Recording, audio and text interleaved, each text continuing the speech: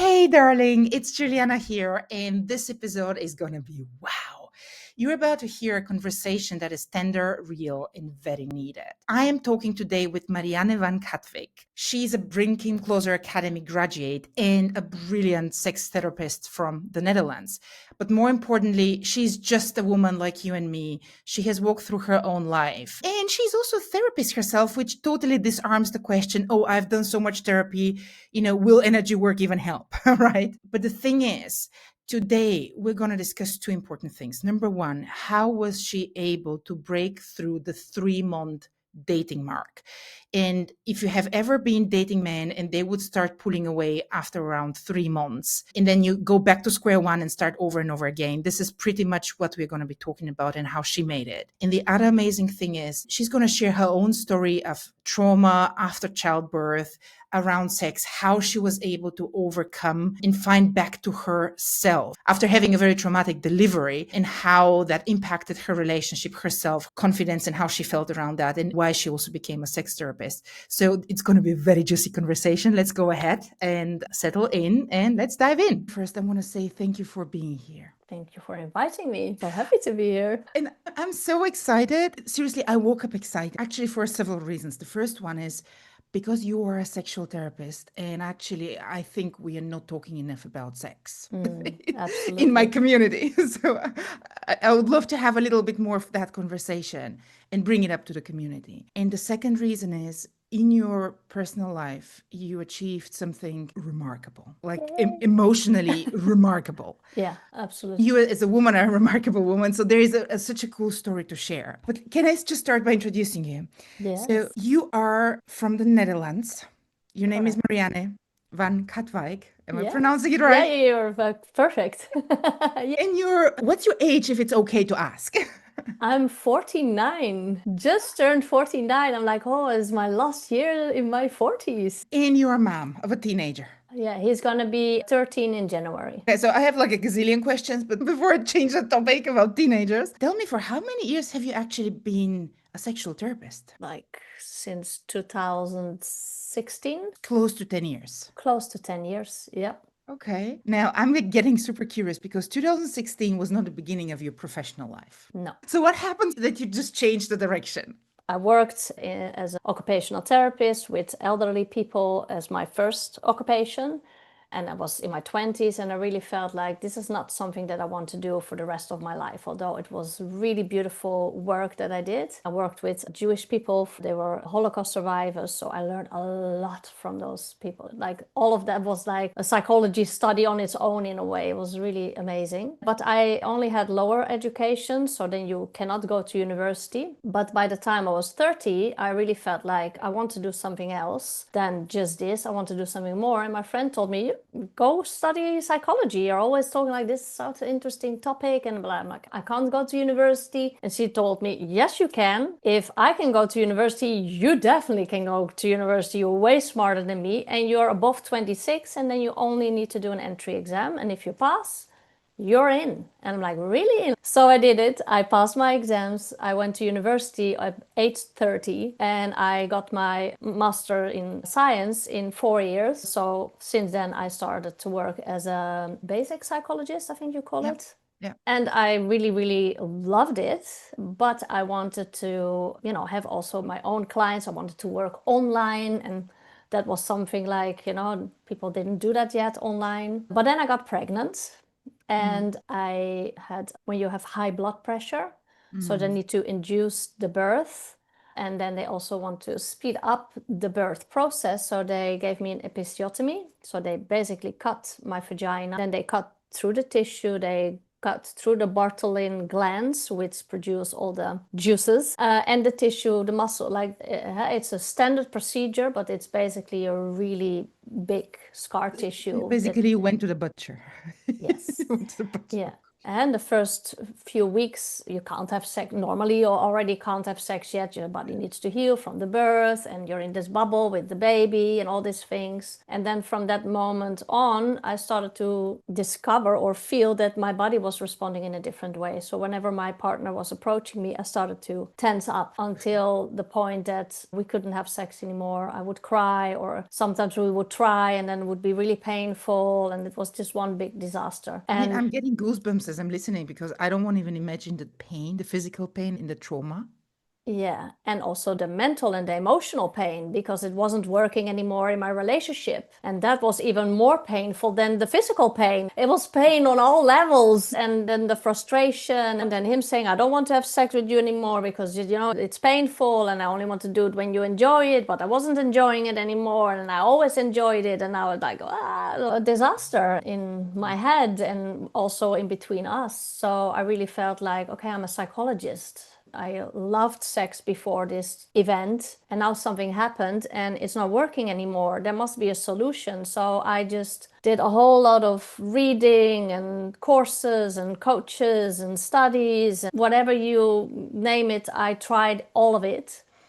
And then I discovered my new sexual self. And I came out on the other side where I could enjoy sex again. I have a lot of questions on Free that. from that freedom. Can I pause for a second? I heard something interesting. Yes. The father of your baby who says, I want to do it only when you enjoy it. Yes. And because you're not enjoying it, I don't want to have sex with you. Not every man has the emotional capacity to support someone through.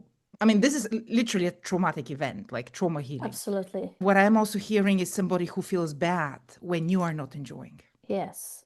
And And a lot of my clients that I speak with, especially from the older generation, they're having sex because it's part of the relationship and to satisfy the man's needs. And it's not working. Yeah, he needs it. If I don't give it to him, he gets grumpy. And I'm like, yeah, but it's not okay. I mean, there's a whole lot of things to talk about this, but it still happens. But how did you, because this searching process, you just said, I read a ton of books and I did a ton of additional qualifications. You're probably experimenting just on your body, on yourself, what works, right? Yes. And at one point I was doing a training where I had to do self-pleasure 5 days a week to discover my own body. And I was laying in my bed, trying to self-pleasure. I was like, what the hell am I doing? I don't feel anything. And the teacher was going so fast and she was already moaning and I was still feeling dry. And I was like, what the hell is happening? But it's all good because the women that I'm working with right now, a lot of them, they experience the same things as me, like it's going too fast. I still need more time. Just through experimenting on myself and trying to figure out how to make it work and how to come back to those feelings again, and doing all these different courses and trainings, and also to feel like, whoa, this is going way too fast, or this one is way too masculine in her approach. And sometimes I get women and they're saying oh, I tried a course with this and this woman or with this and this coach and it was really not for me, but now that I'm ending up with you, it's like, yes, this is working. And it's funny because one of my clients just the other week was saying wow, it feels like you gave me some kind of cheat code. Now I can really easily get into that feeling. And basically what it comes down to, and of course, I'm also a hypnotherapist, so there's a lot of other things that I do beforehand to take all the blockages away and the automatic responses that they've been put into action. But the essence of it is to really come back to that felt sensation within your own body. So if you focus with your attention on the opening of your vagina, it's always warm there. It's always kind of soft and wet there.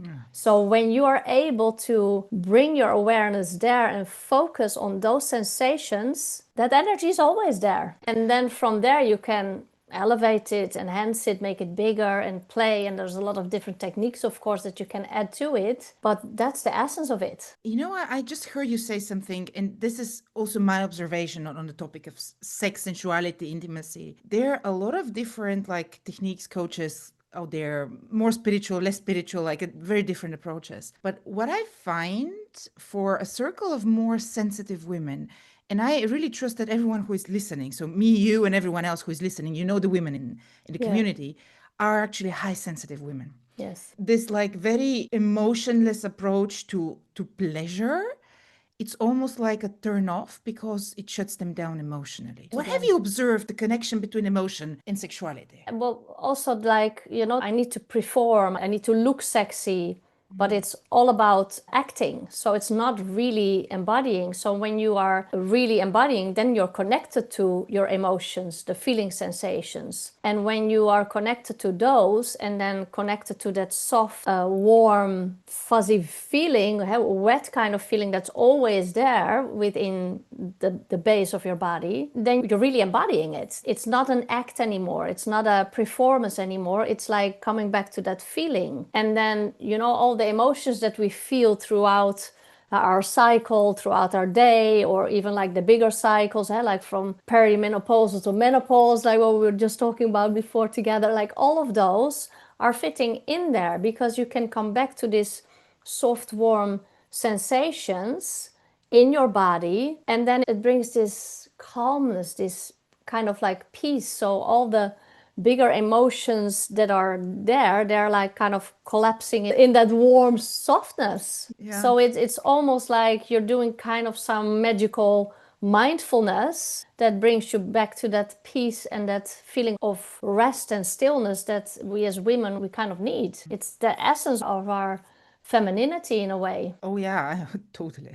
Like our femininity is in the pelvic floor, in the vagina. Yes, and also in that stillness, in that peaceful, calm, soft warmth. How do you approach a woman? Because you mentioned a really interesting case where she's in a relationship, she knows like he needs it, so I need to give him sex, right? Literally, I need to lay there, open my legs, and just endure. Yeah, yes, Which is yes. the And worst case hopefully of he gets it quicker. done quick. That's what I hear a lot also. Yeah. And for me, now from a like a purely relationship point of view, there is a lot of disconnect there. Yes, absolutely. Besides of the fact that she has no fun, which is awful, right? Yeah. There's a huge disconnect. And I'm just curious, how do you help a woman who is going through a shutdown on that level, sexual shutdown? How do you help her start having fun again? Well, first of all, she needs to flip that mindset of I'm doing it only for him. You really need to want to do it for you. So if there is no desire to want to do it for yourself, there's no change possible. So there needs to be a desire somewhere of like, I want to have sex again for myself, like to experience that joy, but I don't know how, but that desire needs to be there. And then she needs to come up with like the things, and this is going to be hard if you for many years only did it for him. But I have a lot of women from our age group and younger that also come and work with me, and their memory of joyous sexual moments are still more vivid. So then it's easier to make a list of all the things that you get out of it when you're having sex. Like you might feel more connected, you might reach an orgasm, you might feel relaxed, it might give you a lot of energy, you might feel sexy, or you might feel powerful, or it might even like radiate out into all the things that you do during the day afterwards, like that you feel more alive and your work goes faster. So all those things you can write down, like that's what it gives you when you're having sex. That's what it's bringing you, that's what you get out of it. It's got nothing to do with him. And when you focus on like you get something out of it, then you want to do it for you. So there's a flip already happening there. And then when the next step is of course like being able to feel those sensations within your own body, because a lot of women also are saying like, but in the beginning I felt like spontaneous, all this desire. And biologically that makes sense, like your system is kind of built that you want to feel that desire for this specific man once you've had sex. Because if you get pregnant, you need to stay safe until the baby is born a certain time. So that spontaneous desire in the beginning, it's quite normal. It's there. And then during the relationship, when it's a long-term relationship, that spontaneous desire is no longer there. And then women say, it's something wrong with me because I don't feel that spontaneous desire. No, that's normal. Now it becomes responsive desire. So you have to do something for it. And that can be like, you know, going on a romantic dinner, or having a really long conversation, or giving each other a massage, or making out in the kitchen, or making that list of what do I get out of it, and then working with your own sexual energy to feel that desire again, and then initiate from that place. So there's a lot of different things that are connected to, I want to have sex, but I don't feel it anymore, and my body is closing down or shutting down, and I don't know what to do. Thank you so much, because I heard you right now. You gave ideas for the different personalities. You know, we have the flow persona, the radiant feminine, we have the natural leader. The natural leader is like, I need a list, right? So different women have like a different starting points of what helps them. So thanks so much for like just really putting everything into boxes or into different ways of doing it. This is really cool.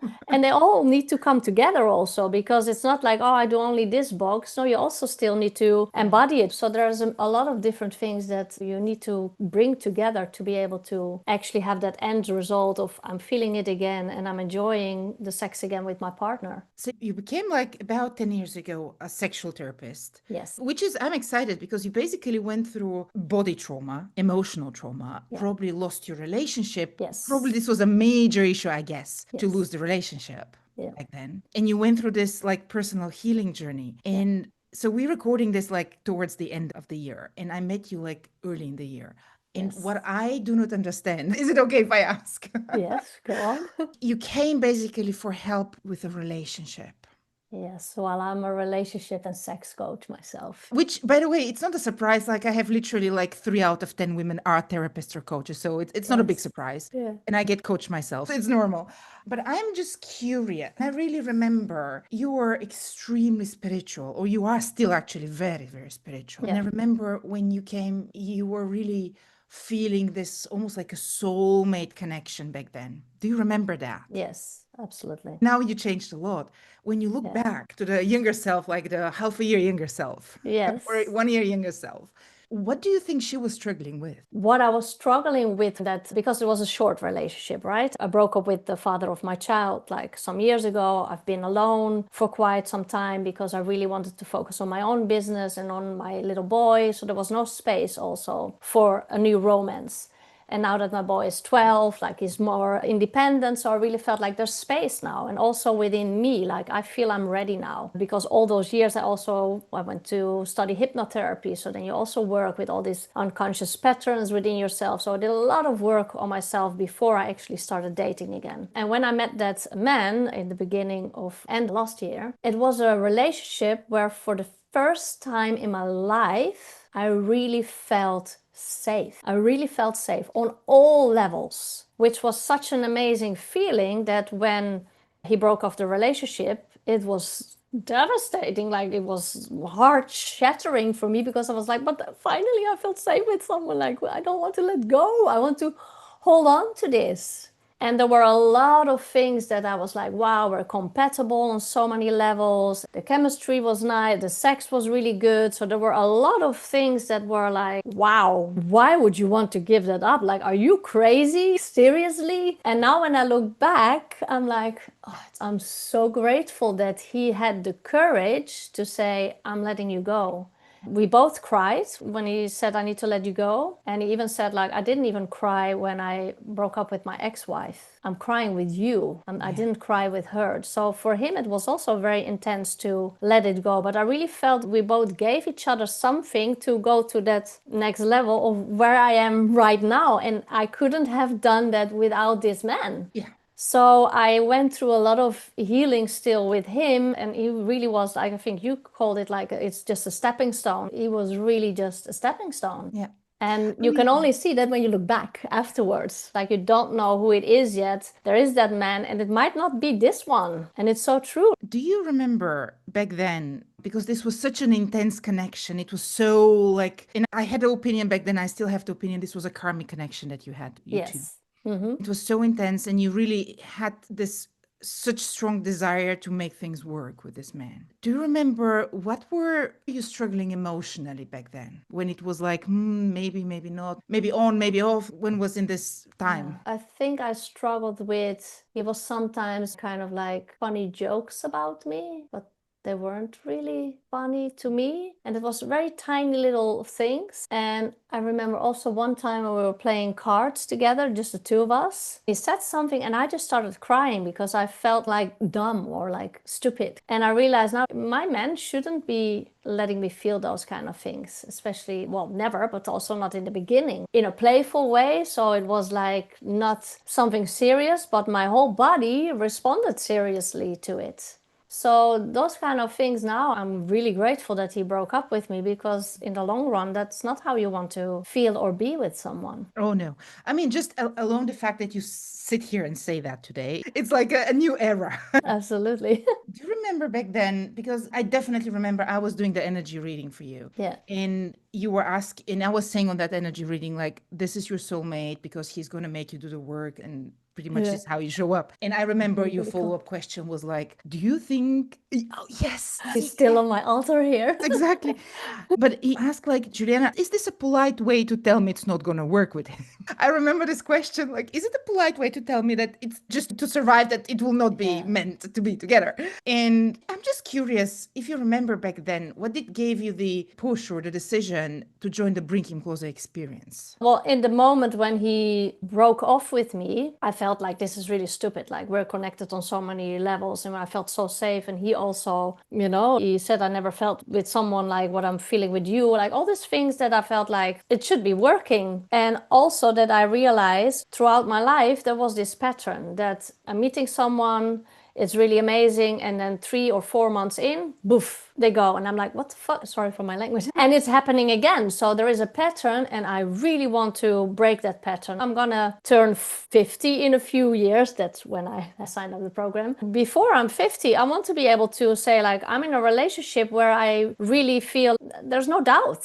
I feel this is it, this is good, and that I can live a life, and then at the end of my life I can say I had a relationship of 20 plus years, depending on what age I hopefully get to live to, but a real long-term relationship. I've never had it. Yeah, with the father of my child, but that wasn't a healthy relationship. It was a very toxic relationship for both of us, and we were both part of that toxic relationship, but I really wanted to. And with this man, I had this like, it's not toxic, it feels good, it feels safe. So I really was like, I need help. I've done all this work with my hypnotherapist, but I need something more specific, really focused on relationship to really break this pattern for once and for all. And I bought your program, but I also bought a program with someone in the Netherlands and someone in the US. Like, I was like, I'm gonna do it all, like how I did with my sexuality thing. And I'm like, I'm gonna break this pattern. That's it. I'm gonna do everything I need to do to break through to it. I mean, what I personally was really impressed that you implemented the plan that we made for you and you were implementing it. Yes. You were just like, this is it, I just take it and I do it. Yes, and I think the biggest thing that really helped was the stop method. And that I really, like when I said it really broke off with the guy, and it was clear that, because in the beginning when I did a program, I was still trying to make him come back to me. And then in the end, it was like really clear, like, okay, there's no way, I need to let go of him. So then I just had a few days where I really cried my eyes out. I really had felt all of the pain in my heart. And then I said, okay, I'm still feeling very fragile and it's hard, but I'm gonna go date again. And I think you said something like dating is like free therapy, it's healing, and all those things. So I was like, this is going to be my healing. I'm just going to do an experiment and I'm going to implement that stop method from day one. It's just going to be an experiment. That's what I said. Are you still practicing it every day? I'm coming back to it a lot, because sometimes I'm like, am I initiating here? And sometimes it's okay, but I try to do it as much as I can. Yes, I'm thinking about it a lot. Am I initiating here? Am I suggesting here? How can I do it differently so that I put these words like, what do you think? Or to let him take the lead. It's always in the back of my mind. I'm just curious, how this whole journey that you just described, how did that change the way you show up for yourself in love? I really healed also my anxious attachment. So I'm way more relaxed and calm and feeling safe. And also I really listen to what it is that I feel. So from day one, I expressed through this feminine communication things, how to communicate without the suggesting, trying, and all these things, to share my feelings. So for example, in the beginning, I felt like, wow, we're seeing a lot of each other a few days in a row, and then we don't see each other for a week, and then we see each other and that week gap, there's very little contact, and then I feel the communication is gone. And I don't know what to do with that. So I expressed that through a message to him in the way you should communicate, and he picked it up immediately. He was saying like, wow, it's so beautiful how you express this and that you're open to me about this, and I really love that you want to keep feeling that connection, because I want that too. And at the same time, it's really hard for me to communicate through WhatsApp. It's just not my thing. And at the same time, he's been sending me messages every day, even though it's really hard for him. No, what I'm hearing is you were able to actually, instead of create a disconnect, you created a connection. Yeah, and with all the things that show up, we've been doing this because I express what I'm feeling, and he immediately stands up as a man and does the thing that I ask for or what it is that I need. That's why we go deeper and deeper. And the amazing thing is that I think 3 or 4 months in, so that was like that moment of like, oh, it's gonna be scary for me, like, you know, it's 3-4 months, what's gonna happen now? But he stayed. Wow, I passed the 3-4 months. That's already amazing. But at one point we were talking about something deep, and he was telling me like, I really feel that I want to go deeper with you in the relationship, and I feel that I've never been able to do that with anyone else yet. And I feel that we can do this together. We can actually make this happen. I'm catching breath right now. Whoa. Yeah, but it's all because I keep on noticing what I'm feeling and I keep expressing it. And just the other day, I kind of like didn't express it. So I went into a little withdrawal because it's almost 6 months that we've been together now, and we've been quite intensively been together. He picks up on it now. There's this energetic link now between the two of us, and he notices when I'm doing this, and then he's just asked me like, what's going on? Does it have to do with this or this? I noticed this and this. And then I'm like, yeah, you got it. And I noticed that I didn't share it, which I should, because only then we can keep going deeper. You know what I'm hearing now? So you two have the level of safety that he can give you feedback. Yes. About what he's noticing about your behavior, and he's not afraid that you will, whatever, snap back or anything else. I mean, this is huge. Like, he feels safe as well, not just you. Yes. And the level of safety is really, really deep. And also because my previous long-term relationship was very toxic, but also his previous relationship was very toxic. So we both have that experience, and we both want something beautiful and safe. And that's what we give each other at this moment. And it's all because I started from that experiment of I'm doing that stop technique, and I'm only communicating from my feelings. I feel blah, blah, blah, blah, blah. What do you think? Or I don't know what to do. Oh my God. And just these things, I kept on doing that in the beginning, and he was standing up. He was picking it up. He was taking it on. And that's how he felt safe. And I felt more and more safe because he felt safe. And that's why we went deeper and deeper. Can I just tell you what I'm hearing, right? In the Bring Him Closer energetic, in the method, I have like those 3 pillars. So it's the communication that you talk a lot about communication now. Yeah. It's the energy and it's the healing. Yeah. And on this very conscious level, you talk about, I change the way I speak, I change the way I communicate. But seriously, what you just described is the way you basically helped a wounded man open up to you through healing your own wounds. Yes. I am not sure if you're aware how much healing you have done along the way. I know that like your ultimate desire is just to get married at some point. But what this man told you is like, I feel we can do it together. Yes. It's pretty much like the verbal lifelong commitment. I know, that's what I felt. I've told my best friend, it was like he was proposed to me at that moment. The ring is just a metaphor. Yes. Energetically. Yeah. That's a commitment, like completely. Yeah. And also I really feel like it was so good that I was heartbroken from that other man, because that way, like, I'm a very sexual person. So when I was dating before my relationship with the father of my child, I ended up in bed and being sexual very quickly. And I could never really stop it. It was so hard. Like if I felt the chemistry, like it would just happen. And at this point, I was so heartbroken that I couldn't really open up that way yet. So our first date, I was just sitting there and all I felt was, I'm feeling really safe with this man. We're having a really wonderful conversation and he could be my best friend. That's all I felt. And then he was like, wow, it felt so nice to have this talk with you. I would love to explore this further. Do you want to meet up? I can do exchange numbers. All good. But I didn't feel pressure to want another relationship. It was all my experiment. Sorry.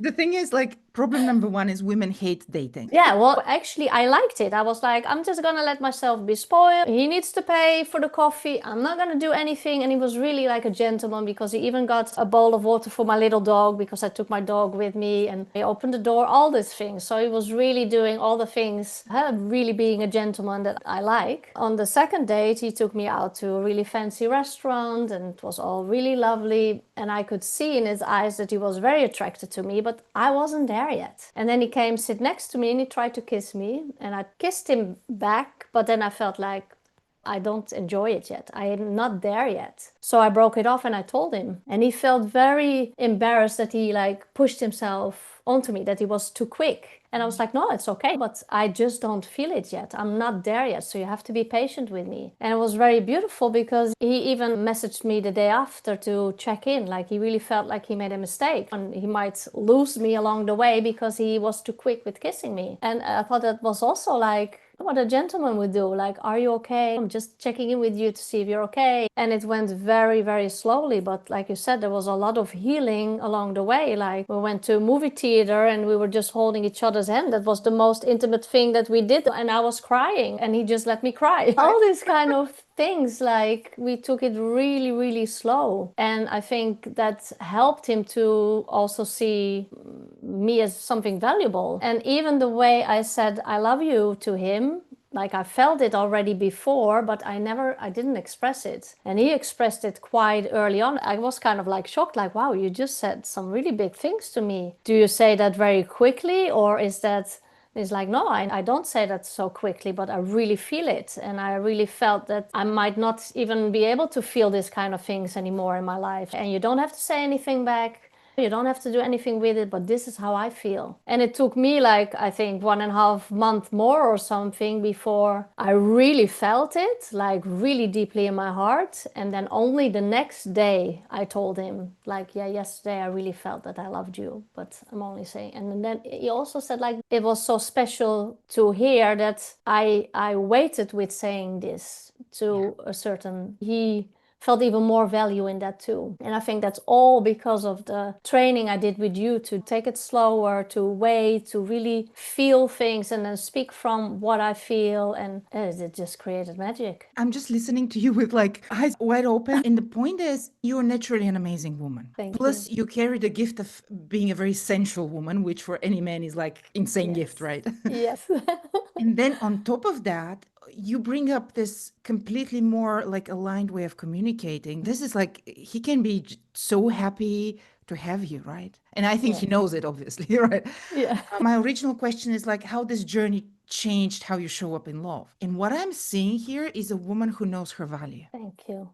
Yes. And I think this is for me, just if I need to kind of recap it, what I'm seeing is everything you say is an example of how you know your value. Like, I'm not going to let you kiss me before I'm ready. I'm not going to jump in bed before I open up emotionally. Yes. I want to be married one day. Like, this is all of that is my value, right? And you have your value. Yes. Even Yes. when you looked back and you said, well, this guy back then, this was just crazy for me, like even being, having feelings, right? The way you see yourself changed so much. And it's like, but also like that the previous relationship of 3 months and that heartbreak, I really needed that to be able to step slowly into this relationship. And that's also why the magic could happen. So everything is always as it should be. But it could have skipped that 3-month relationship thing. No, I really needed that. It really was a stepping stone to get to where I am right now. And even the heartbreak, I needed that to get to where I am right now. That's amazing. And also like like this is a missing link that I was missing in my therapy sessions. So the stop technique, I'm putting it almost in every client's brain. Like you have to focus also on your communication. How you communicate? You need to speak from your feelings more, because as women, we're so used to not expressing what we're feeling. We don't even know anymore what we're feeling. And then those things, like, you know, we push it aside, we put it under the carpet,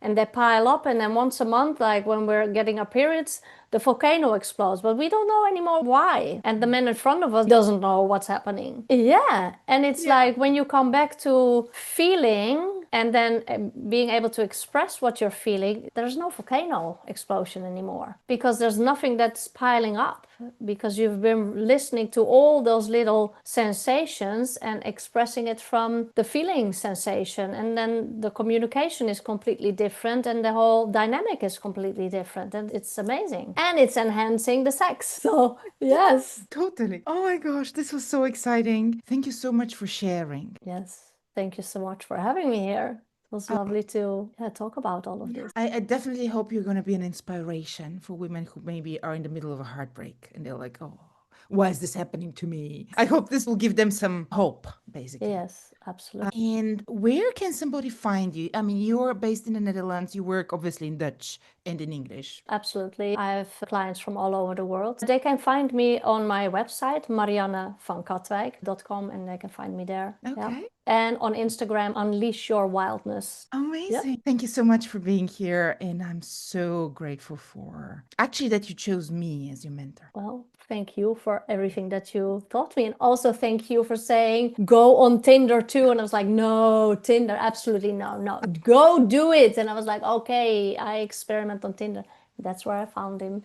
I met mine on Tinder as well. So yes, thank you, Juliana. Totally. And you know, when you get engaged, I want to know that. Like seriously. Yes, I'll let you know. Because it's a matter of time. It's just a matter of time, right? Yes. Thank you so much for everything. Very happy. Oh, let's take a deep breath. And I would love to know, listening to this interview, what resonated with you and what is your takeaway? Come on Instagram, share it in a DM with me. And what personally stood for me is how this amazing, strong woman, she didn't let challenges and heartbreak, pain define her. She was like, hey, how can I solve that? And this is pretty much how I get to know her inside the Bring Him Closer Academy. She literally implemented everything we were suggesting, or she just implemented the teachings of the course. And she's in this amazing place in her life. And what stands for me is the decisiveness to do what it's needed and not stop doing, just keep going. What's needed for me to build what I want, like this persistence of showing up for me and myself. And I hope this is inspiring for you. And I know sometimes when we are stuck in heartbreak, or when we have done so much work and, you know, we still don't have our happy ever after there, we tend to kind of lose ourselves in the pain and in disappointment. Sometimes resistance takes over, but you see that sometimes showing up for yourself and going through the challenge and not avoiding it is really what makes the big change. So I hope this was inspiring. See you soon in the next episode.